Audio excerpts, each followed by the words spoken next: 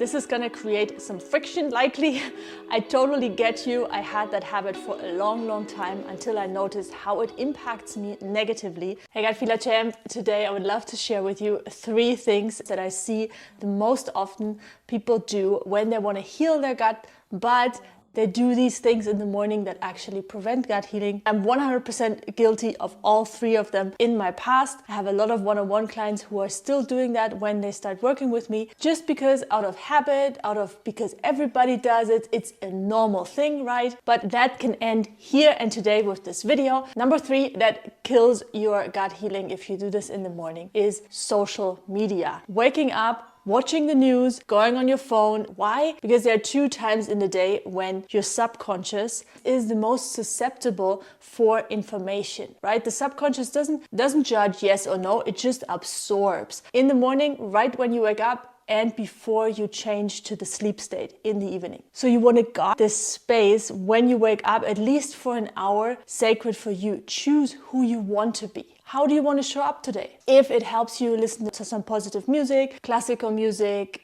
music that is attuned to 432 hertz. That can be pop songs if you like, if they have good lyrics, or do a meditation, listen to somebody inspiring on YouTube. Ideally, what I do is I download that thing. So I have a morning playlist. I have that downloaded, so I'm not even opening, my feed and checking what other suggestions YouTube has for me and get the curiosity button triggered. No, I have that playlist that I play every morning, which includes some subliminals, some affirmations, some positive vibration frequency music. But you do you, whatever works for you. Also, reading a book, a physical thing that you have where you can touch the pages. I personally am old school, don't tell anybody, I really like that. And that should be something inspiring, something that empowers you, where you leave this morning ritual and you feel like, yes, I can take the day, I'm in power, I'm strong. Because what you think and your emotions directly impact your healing capacities. They impact your hormonal system, your immune system. The connection between emotions and your physical symptoms is not something esoteric anymore. That's widely accepted, even by Western medicine. All right, so the 3rd thing is make sure what you do in the morning first thing is not social media, news, or TV, but actually something that you choose that programs you in a good way.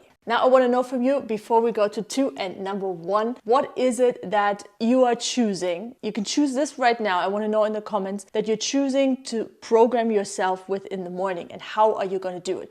Going to read a book, do you do meditation, listen to a YouTube thing? You can also share which one it is in the comments below. I would love to hear it. Worst morning habit for gut healing, number 2. This is going to create some friction likely. I totally get you. I had that habit for a long time until I noticed how it impacts me negatively, and that is coffee. Especially drinking coffee as the first thing you do in the morning on an empty stomach. What you're basically drinking there is anxiety and stress. And yes, I understand this instant gratification, right? I need this to get out of bed. My best friend is sometimes saying, this is the thing I'm looking forward to when I wake up. And I totally get you. I don't want you to just do nothing instead. You can replace it, right? There are alternatives like, for example, what I did, chicory root coffee, which is good for your gut healing. It's this beautiful flower, the root of this beautiful flower. I already recorded a video on that, link it up here. The thing about coffee is that it's a drug.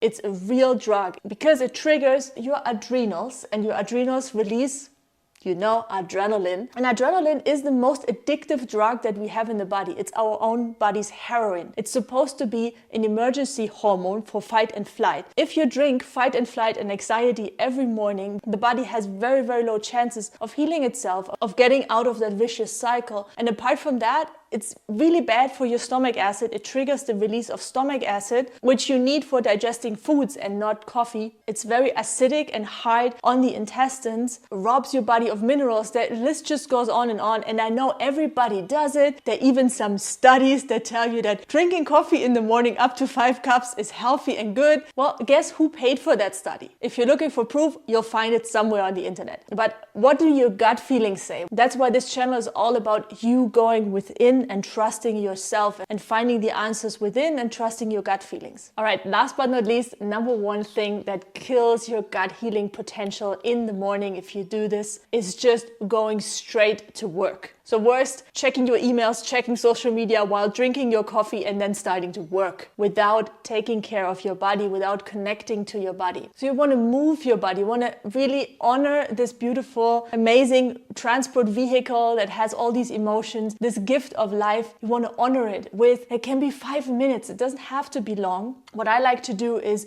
doing some rebounding, right? Just jumping up and down on the balcony, ideally in the fresh air. If you don't have a balcony, do it in front of the window, or if you go out with your dog, that's a good time too. The dog might be wanted to join or looks like, oh, my owner is a funny one. You can do that for 5 minutes. Amazing for moving the energy in your body and activating your self-healing potential. Also tapping, right? I have about 10-minute routine while I'm listening to positive affirmations on the balcony. My neighbors love me. I'm doing my rebounding. I'm doing some movements like this. And then I finish up with some tapping, whole body tapping. I start at the back, at the adrenals, tap down here for the legs, right up the body along the meridians, and just do this. And I feel fresh and my mind can focus. I'm energized. Lots of happiness hormones are triggered and released in my body. It's such a small thing, but over a longer time, it makes an impact on your healing journey and how fast you can heal. So I want to know from you, which of those 3 or all are you guilty of? Let me know in the comments below. And if you want more of those simple tips and support, get the gut healing cheat sheet that I created with 6 simple tips to get your gut healing started. I wish you a beautiful morning. Ciao.